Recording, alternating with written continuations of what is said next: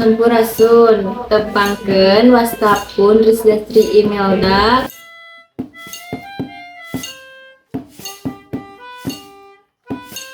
Sampurasun tepangkeun wastapun Aurel Kirana Putri.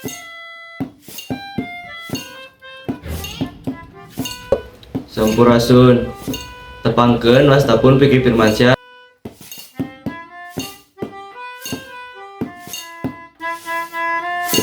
Sampurasun tepangkeun wastapun Meisya Putri Naysira.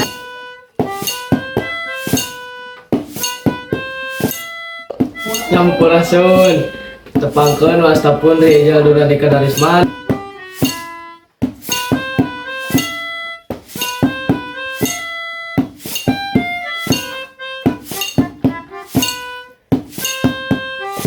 Beulit Iker Chandra Sinira teh mangrupa salah sahiji warisan budaya Sunda anu kacida luhur na anjeunna. Beulit iket lain saukur pakaian pikeun nutupan sirah, tapi oge miboga hati filosofis anu jero.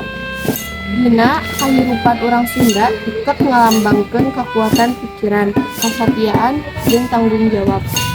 Dina zaman baheula, iket dipake ku kaum lalaki Sunda boh ku petani, jawara nepi ka para inohong.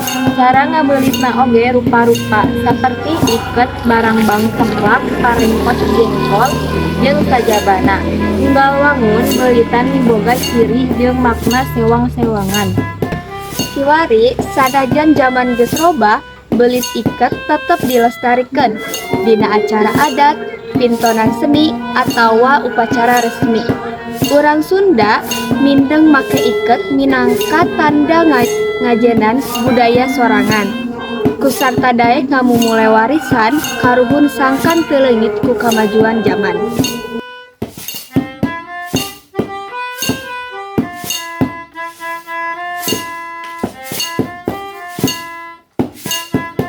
Mimiti siapkeun heula lawon iket anu wangunna pasagi, teras lipet janten wangun segitiga. Tuluy lipet deui saeutik dina bagean anu panjangna, sangkan bagean payuna langkung pageuh.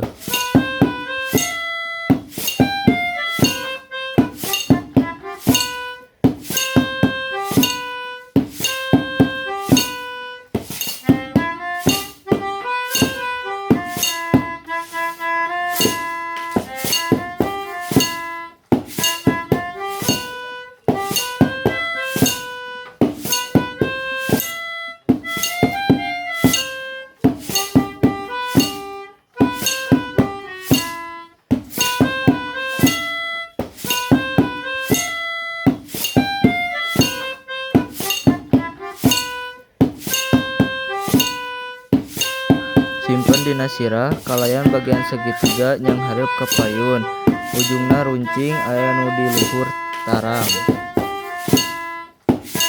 Terus tarik kadua tungtungna ka tukangeun sirah, teras silangan.